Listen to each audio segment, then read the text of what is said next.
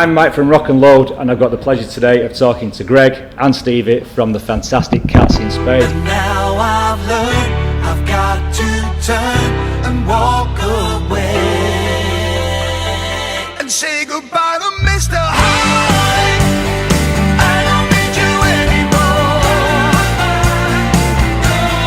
So Mr. Hart, now I'm walking out the door. Guys, thank you for talking to us today. This is Mike. Good to see you. This is the third day of your lengthy UK tour. Lengthy, yeah. How have the first 2 dates gone? Good. First one was down Sleepy Dorset, Wimborne, which was like a lovely Art Deco theatre that we know from other bands and stuff. And yeah, that went really well. It's a great place. Had a good crowd there on a Wednesday. Yeah. And then Chesterfield, that went really good last night. You know, it's good to know that there's venues out there that people will come and support and keep music live. You know, Yeah, it's good. It's going well. midweek gigs can be hit and miss, can't they? So there's so much choice nowadays with so many bands coming out and so much touring going on, and the expense of it all, because it's not just a ticket, it's the car park, the meal, the babysitters and that kind of stuff. You know, it's an expensive night out for two people now, so they've got to pick and choose, so you've got to give them bang for your buck, which hopefully that's what Cats in Space and Space Elevator are doing. You know, we're trying to give as much value for money at a reasonable price.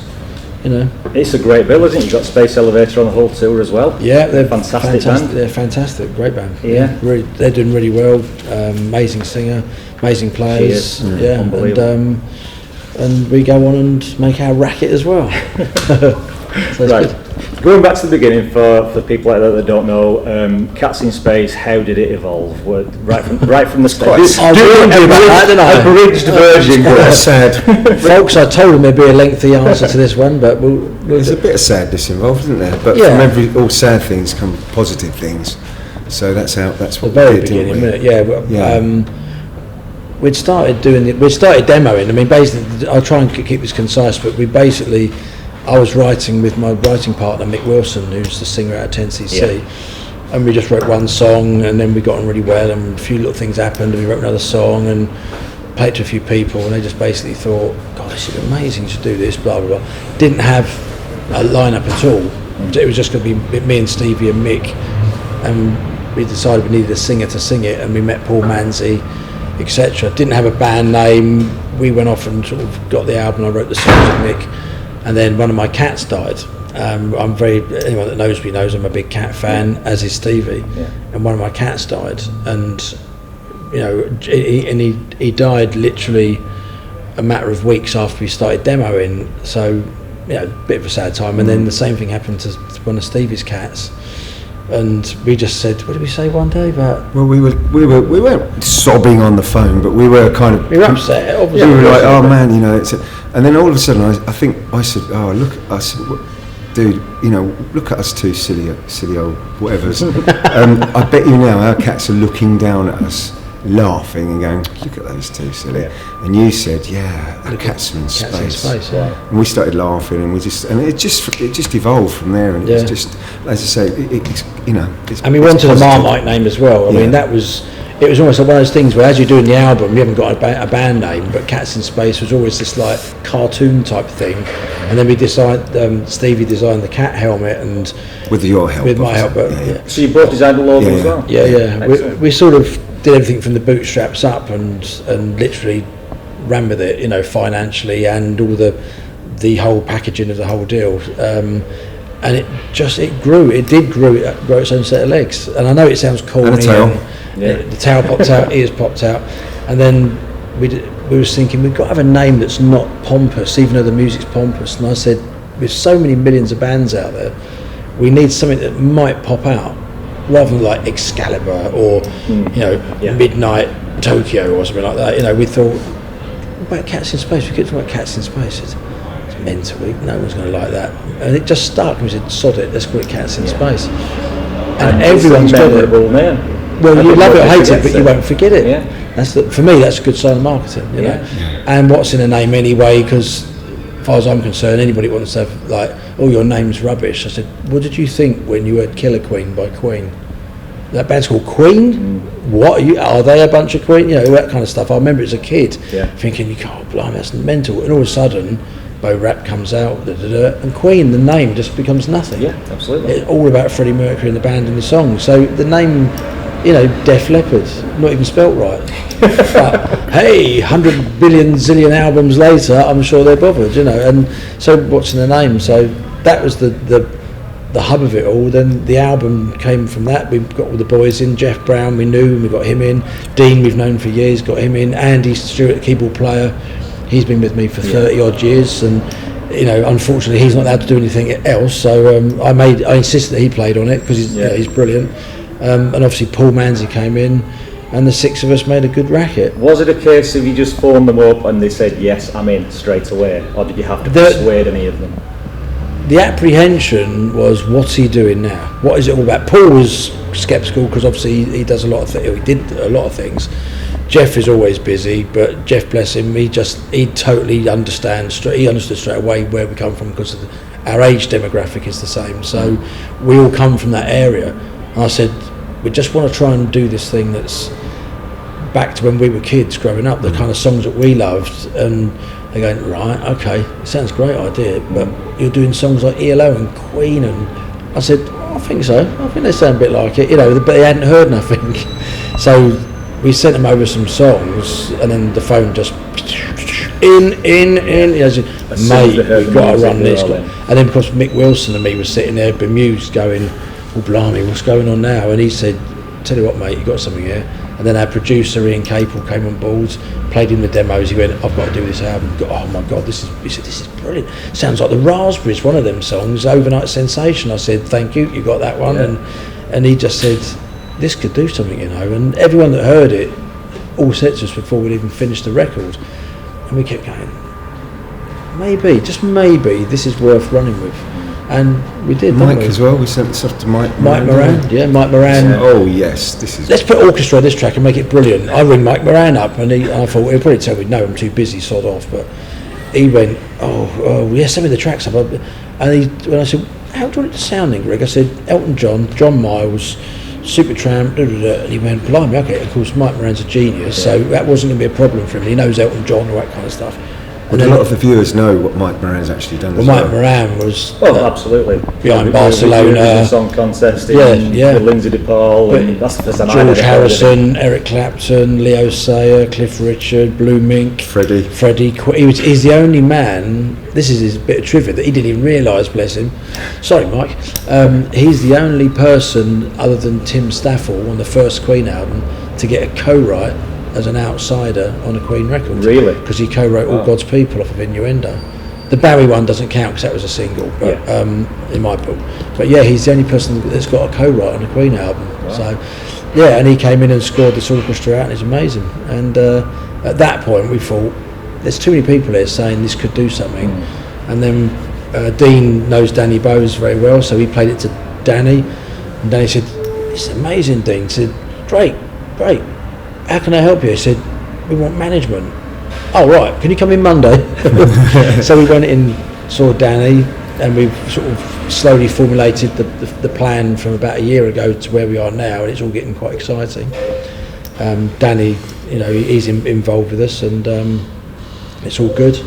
And it's gone from there. And to be honest, it's been such a whirlwind for us. It's like a year's gone by, and we just have not even seen it. Yeah. It's like, wow, what's happened? You mentioned earlier on that the music is pompous. I wouldn't describe it as pompous. I think it's quite a contemporary album with that 70s sound. I mean, 70s pomp, I think of Jethro Tull or like the overlong Genesis songs and things like that. You've got that poppy sound as well. Yeah, I mean, I guess when you did the first Queen album, they were called progressive rock, but it's filed under popular music, so it's all the same sort of vibe. But I think when I say pompous, it's because not many bands nowadays are going for that kind of sound that we're doing. I guess the rock bands have got this rock sound, the very modern way of doing stuff, and it all sounds great and wonderful and massive. But we don't do that.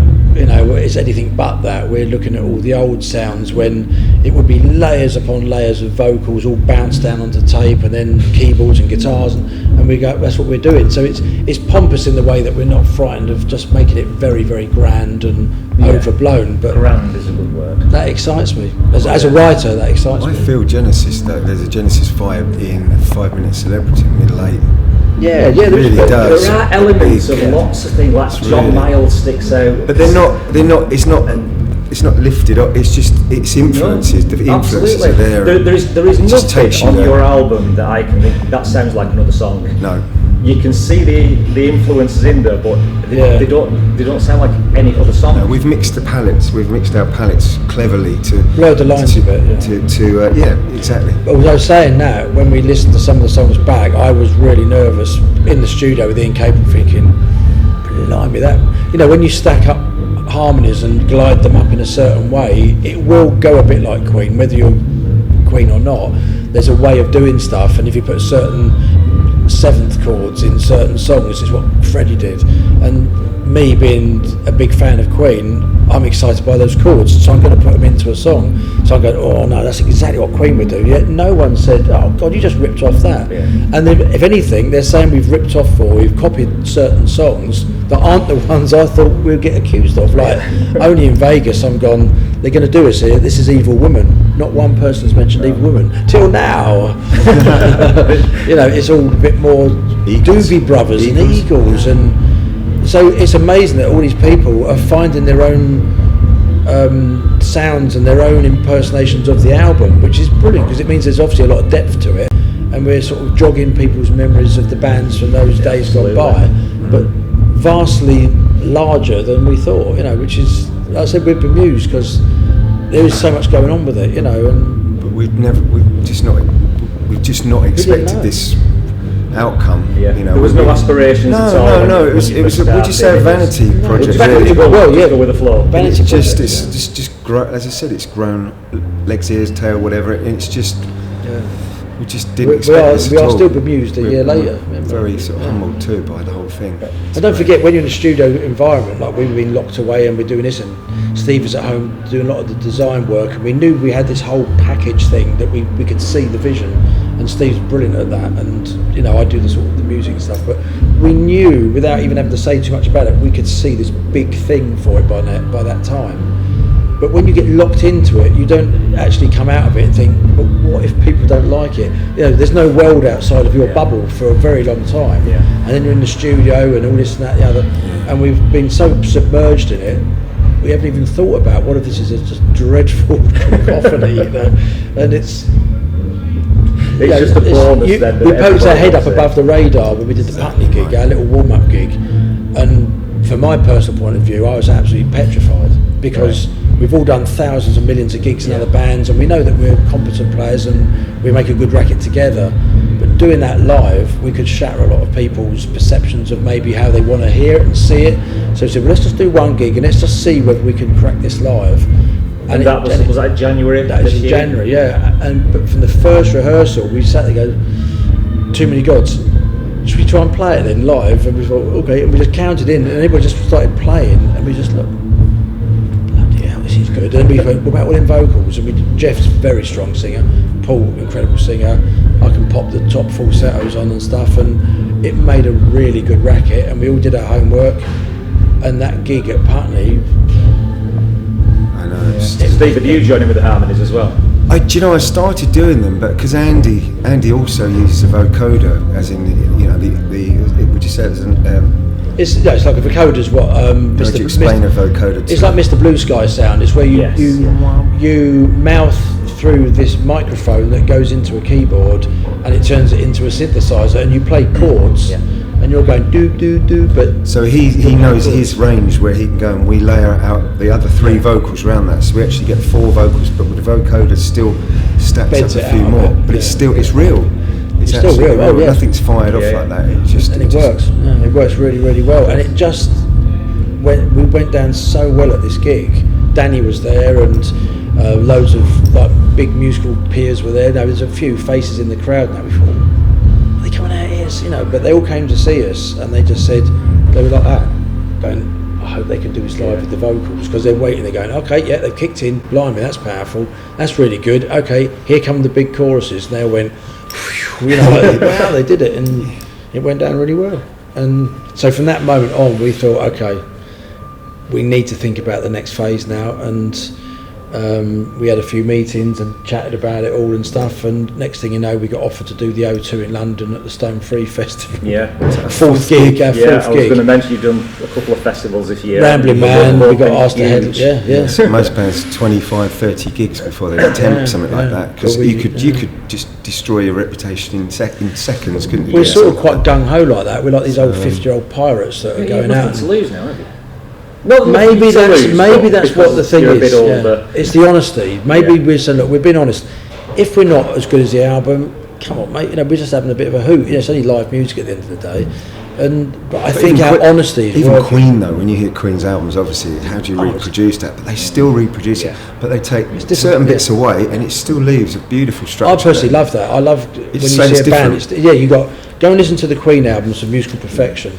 Go and see them live for live perfection. Yeah. The two are a million miles away. Yeah. I When think I it's go the to a same- gig, I don't want to hear the album version. No. No, I want to hear the why? live version. We do them pretty authentic to the album, but we are an old rock band at heart, and in the studio I'm a different sort of person. I get into the meticulous side of how far can we go with this, and Mick Wilson's a very particular person, and the two of us work very well, and you know, Steevi's a very particular drummer, and Anne is a very, you know, we're all very particular in the studio, but live it's almost like that Strange Fruit, you know, Still Crazy film where these things personally go, yeah, come on, we can still do this. Remember in 1988 we played Wembley Arena, yeah, come on, we can still do this, and we go up on stage and just rock out. But the And it performance works. comes out then, does it? Although I'd still say that the album, I've never recorded an album like that where I feel I'm we're actually performing, you know, we're working together like that as much as we can live together.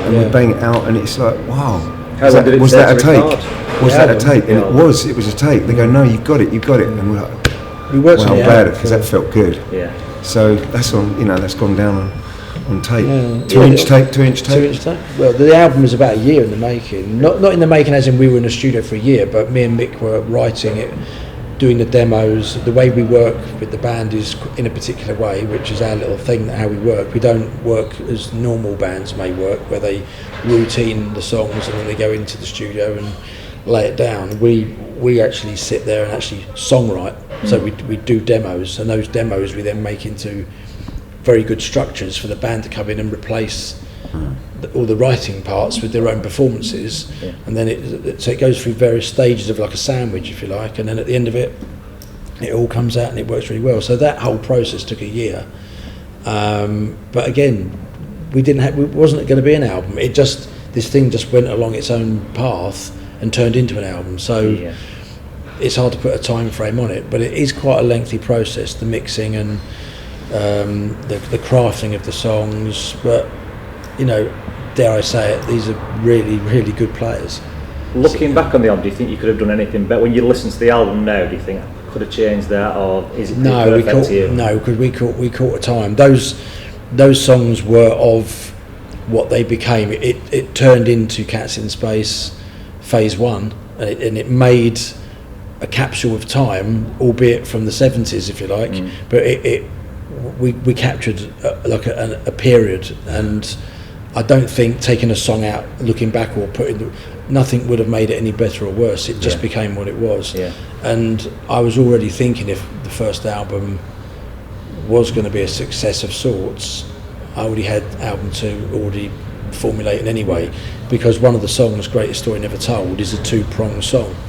Yeah, it does kind of To be continued. it does kind of fade out, and you think, is there more? Yes. So there is. There is more. There might not have been more had the folks not gone out and bought it. But yeah, part 2, which I won't give away at this stage, but part 2 is the title track of the next album. Right. And it was already sitting there with Too Many Gods.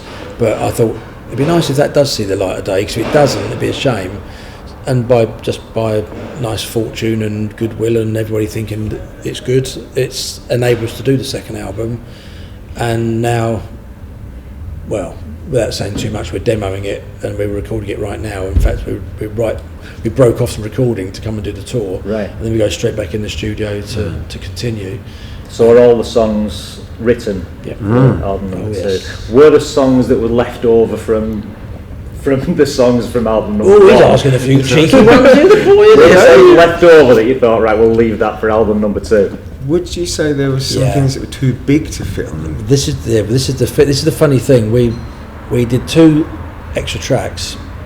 Scandalous, which has gone on the B-side of How Does It Feel, the new single, go out and buy it. And sorry, I shouldn't do that. Available on the merch Talks to store. camera. Yeah, available on the merch store tonight. Yeah. And we got another song, and it was absolutely on the album, no question about it. It was on the album, and it's a 5.5 minute monster of a over-the-top Queen extravaganza, and we just couldn't get it on. And it wasn't because we could have done what a lot of bands do, just put it on, do 11 tracks, do 12 tracks. I'm a firm believer that your journey has to go from track 1 to track 10 or 11 or 9 or 7 or whatever. And if you give people too much information in one soundbite, you miss You something. could lose it, yeah. You know, Rainbow Rising, Night of the Opera, Jailbreak. Those albums are brilliant because they're 40. 6 songs on Yeah, Rainbow it's, Rising. and it stamps this thing. You think, bam, got it. Whatever's left, do it on another album. Make that another little bam, you know. So this song It's carried over, got hasn't it? dropped off, and if you heard it, you're like, how did that not make the album? And I said there was too much bomb blast on the album.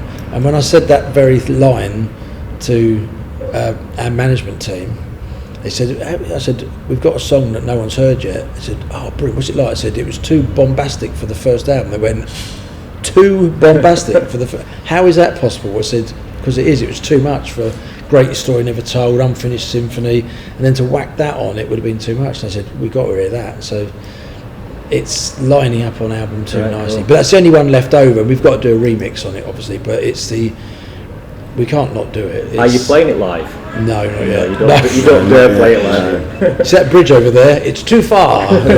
We are going to Dean. But it's- Dean is its biggest fan. Dean was devastated that it wasn't on the album. Right.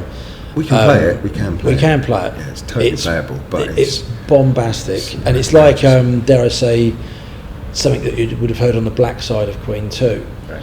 Now since then, and we knew that song was there, I purposely wrote another couple of songs that would also fit like the Black Side of Queen too. I'm not saying they're as good. I'm not bigging it up, but the vibe of how you do a side of an album and you take it on this little path where all the songs have to go in a certain order. And I thought, if that goes there on the album, we've got to do this either side of it to make it work. So, and it needs, and we haven't obviously got the songs, so I wrote accordingly to make a trio of songs. And personally, I'm really, really excited about it because one of them, it's balmy, isn't it? We can't. I just don't want to give the title away because it's a balmy title as well.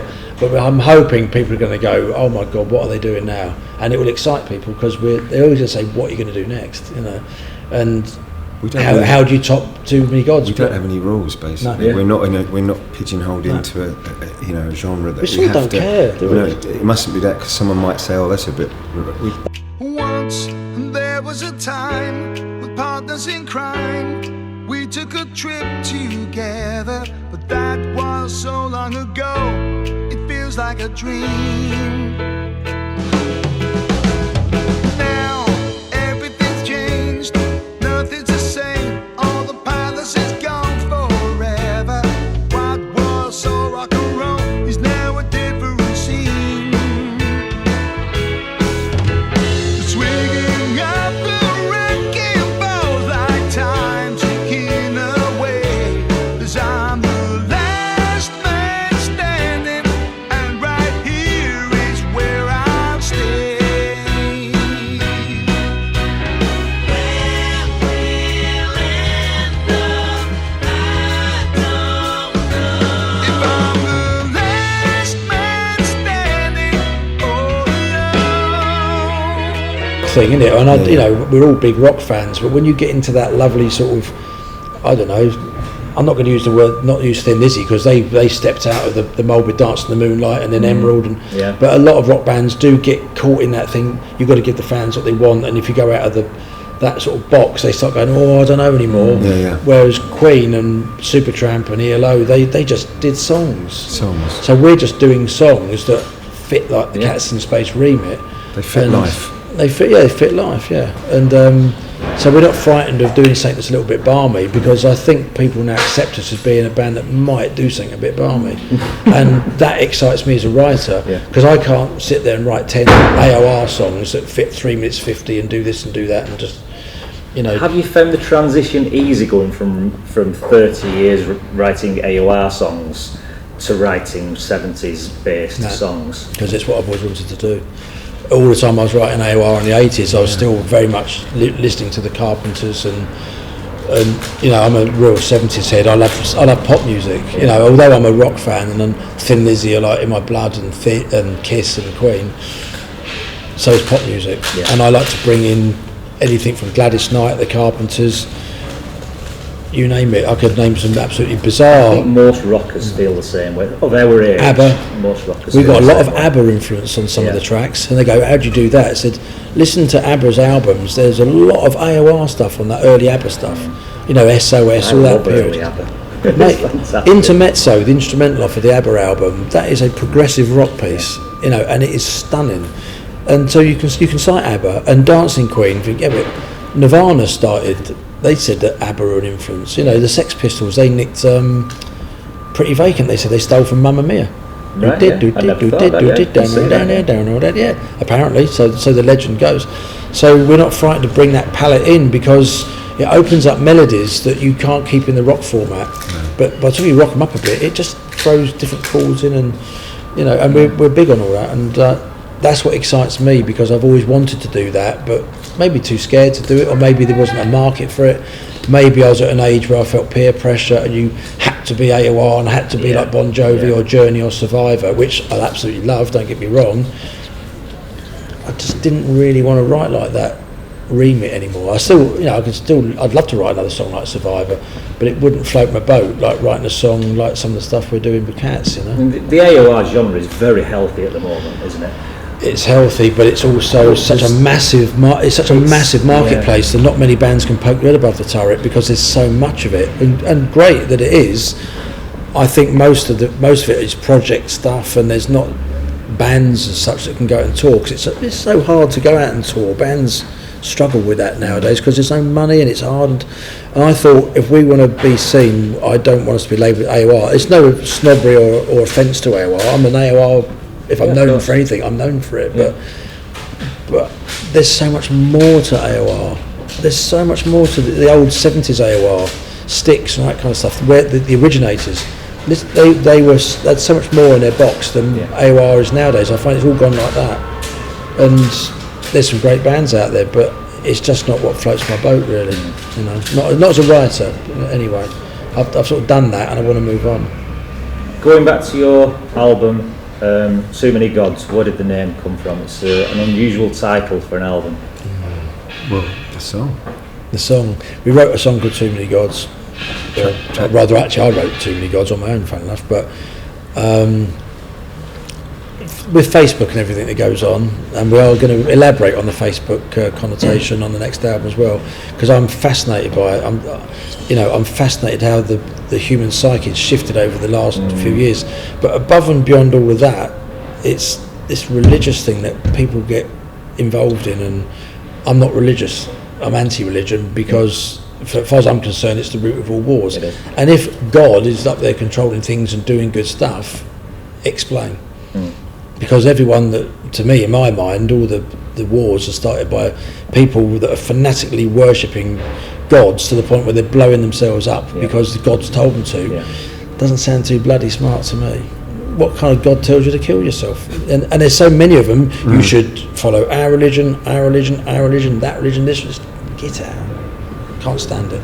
It's depressing. I totally agree, 100%. And so we said, there's too many gods. I thought, well, that would put the cat amongst the pigeons. Wouldn't it? You know, although we're a fun band and we're a bit zany and a bit way, and we're like a bunch of 50-year-old men that are a bit nutty and having a right good old laugh and having a great time with it all, there is still a little message that you can put into your music and say, you know, we're not stupid. You know, we like to get a little message across, and religion just gets my back up sometimes. You know. Did you have any other album titles in mind before you decided on Too Many Gods? Yeah, was it the Vanity Project was one? No.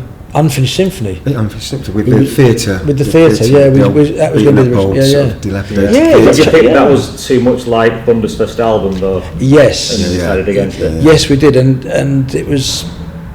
I don't know. There was something about Too Many Gods, and when we put the cat helmet on the space background, and it all became like our space concept, which it is. That's the only contrived bit that we did actually want it to make it from out of this world and spacey and stuff. And we thought Unfinished Symphony just didn't fit. Symphony in space didn't work. Too Many Gods that are meant to be up there controlling things. It all glued in. Also, the Cats in Space thing, it doesn't just apply to our cats. We believe that, unreligiously, that when people go somewhere, the energies do go somewhere. David Bowie, we think he's a cat in space. John Bonham, he's a cat in space. Whoever your idols are, Phil Lynott, they're cool cats in space, and that it's an ode to all musical sort of. Well, not all musical. I mean, I lost my brother last couple of years ago too. That was also another bad time, but I see him as a cat. He was a cool cat as well. He always will. It's not religious at all, but it is that. Yeah, it's 70s speak, because like cats, and they say, hey, he's a cool cat, and I just love it. On your social media, you call everybody a cat, don't you? Yeah, because cats that come on board. If everybody, like our sort of fan base, if you like, we just call they're our cats. They're the cool cats. They're the cool cats on the block. And people love cats as well, don't they? Oh man, that was the other thing, wasn't it? It's like put a cat on. You put a picture of a car or a guitar, you get like 5 people go, oh, nice guitar. He puts a picture of his cat on there, and it's just flooded. 800 likes. He's more popular than me by a considerable margin. But it's. I don't know. We're not contriving that as in like, oh, let's use cats because everyone loves cats. We generally do. I'm a massive cat person, and it's all from the heart. It really is. And it's just coincidental that we got the name. It all fitted in. It wasn't. It was just. It's all fallen into place. Almost like someone's got a bag of ideas, threw them on the floor, and it made a perfect puzzle sort of thing. And sometimes that just happens, doesn't it? Maybe we just got lucky and struck a chord with a lot of people, and they're just buying into it, and maybe they're going, "Oh, that's sweet, really," And it's it just works, the cats thing. So, couple more questions for you because you've got a lot to do tonight. I've got to eat a Subway. Yes, it's just arrived. You've both been in the business a very long time, so. What's one moment that's happened to you in your career in rock and roll that has stood out as the reason why you actually started to be in rock and roll? What, from seeing something that? Not from anything, from your own personal experiences in your work as rock and rollers. Is the one thing that stood out as thinking, that's why I chose this job?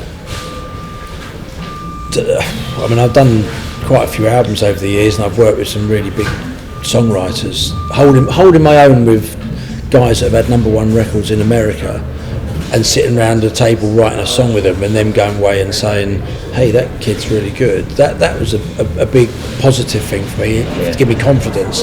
Working with Mike Moran was massive. That was really confident. Jeff Downs producing an album with me years ago, me and him sitting around a piano playing Video Good Radio Star. They're all very, very big moments for me as a writer, because it made me feel like I was valid, because you're always insecure, you're putting your soul into stuff, and you're thinking, oh, that's old rubbish, and it hurts, but if hand on heart, and I know he's bound to say it's Cats in Space, but hand on heart, this has been like a labour of love that has worked, and it looks like it could work better than anything I've done before. So that has got to be the thing, that after all these years I thought we're still valid, and that's what's excited me more than anything. From being a kid that loved Andy Scott on top of the Pops doing Wigwam Band, which was the whole reason why I picked up a guitar, and then working with Andy Scott, singing on Mr. Heartache for Cats in Space, it's that whole vibe has sort of made me want to keep in there and keep doing it. I expected you to say that. Steve, is it the same for you? Pretty much so, yeah. I've had some great opportunities that I just can't, can never believe that I got, was given that chance, to do. Probably my most sort of jaw-dropping moment was when, without name dropping, I was just recording a side stick for a track with Dave Richards at Queen, Bowie, the usual. He was a great guy, unless unfortunately he's not with us anymore. Another cool cat in space. And the most surreal moments was when his landline went in the back cave at Mountain Studios. He said, "Hold on, Steevi." He paused, picked the phone up, and he had a conversation with some guy. And said, "Yeah, this guy, he's here, his kit's set up, ready to go." He said, "Okay," put the phone down. And just in one sentence, he just said, "Yeah, Brian said, would you record a couple of tracks for me?" And I didn't know who the hell he was talking about. I just didn't click. And I said, yeah, of course. What's the problem? He said, "Oh, well, Brian said he did this, that, and the other." And then the penny dropped. I said, which Brian? He said, "Silly, silly Billy." And it just blew my mind, absolutely blew my mind that Brian had asked, could I, So that for me made me suddenly realise that, hang on a minute, it's happening. Yeah. So I must be doing something right. That for me was, but it's still this band here for me is the most exciting late in life. Yeah, I mean it's come around late, isn't it? You think about it. We almost believe that it's not a second wind as such. It's more, it's like we've obviously been bad boys that we've got to wait this long for something like this to happen. Timing is everything, as everybody knows. And in the 90s, when I was writing all the songs with these other people and I'd worked with Jeff Downs, grunge came in and killed us off to such a degree where they said, "You might as well shut your shop up." So I went into the tribute circuit for many years, made it, luckily to make a living at it, and if it hadn't have been for that, which I'm forever grateful for, that funded me to be able to poke my head up and have a little go at this, and I've got like a very successful 70s show called Supersonic 70s that goes around big theatres, fantastic show. Steevi does 2 recs, and we've been doing that for many years because that was how musicians had to make a living. And it's only been really the last couple of years I thought maybe there is one little thing left, and that's how the Cats thing started. So although we haven't been wasting our time, we've been constantly in the business for a long time, but it's just ironic that now we've got to this age and everyone said, "You guys have got such a good story about what's been going on." We think a lot of people will latch on to that and they'll get behind you, because you're doing it for, dare I say it, the slightly older rock fan. But saying that, younger kids are picking up vinyls again now. They are, definitely. And they're finding Led Zeppelin, all the great bands on vinyl and stuff, and so we're getting a few younger kids coming in. So there's a wonderful, brilliant rock scene out there right now, and Ramblin' Man smashed it out of the park, literally smashed it out of the park. Fantastic. It proves the point that there's a lot of people that will just go away for a weekend and spend a couple of £100 and they'll see all that great music and they love it, they talk about it, and there's still a great market out there, and we're just glad that maybe we just sneaked in the back door. I've missed Ramblin' Man for the last I've been going 2 years because I've worked quite a lot of weekends. Next year it's definitely the festival that I'm going to go to, because this year a lot of my favourite bands were on. And I missed it. It was a brilliant day for us. It was fantastic, and good old Bruce Dickinson, from Colour and Noise and Little Angels. Bruce put together the 4th stage at Ramblin' Man. He was the man behind that, and he is absolutely. He's like us. We've gone really well. He's out there fighting for it as well, getting these young bands and getting new music out there. And there's people like him that have done it and seen it all before that are really championing. He opened a school, didn't he, a few years ago, and that's been amazing. He deserves every credit he gets. That bloke. Colour of Noise. Colour of Noise is an amazing band. But Bruce is a real top guy, and power to him. And he got us on Ramblin'. He said, "Would you headline the stage if it comes off?" I went, "What do you mean?" He said, "We're going to headline the Saturday. Will you do the Sunday?" I went, "Oh yeah." So it was a no-brainer. It's great, and so. It's things like that you realise that there's a great rock scene out there, and it hasn't been for many, many years. Probably, I personally think the Darkness helped get that back into vogue back in 2003, 4, whatever. And I think that was the catalyst that did actually open the doors up. So, I tip my hat to the Darkness as well, big time. One question that I'll ask you, one more question. Obviously, you've got a Subway to eat. Hasn't turned up yet. And I usually ask this at festivals to bands and artists. You're on a festival bill, and you're slap bang in the middle of the bill, but you can choose the 2 bands or artists that go before you and after you. You've got two before you, 2 after you. Who would you choose? Have they got to be current bands? Live or dead, and anybody you want from history. Christ. The 2 below me will obviously, I don't know. You could go on first if you like. I wouldn't fancy following bands like Queen and Thin Lizzy, that's for sure. I don't know. I think if I had to pick the 4 bands that I'd love to be on a bill with, it'd be obviously Queen with Freddie, Thin Lizzy with Phil, John Miles, probably. No, I'll go Peter Frampton. Yeah, I love Peter Frampton. John Miles, without a shadow of a doubt, most underrated man in the music. So definitely. Excellent. Steevi, who would you choose? I wouldn't know where to start.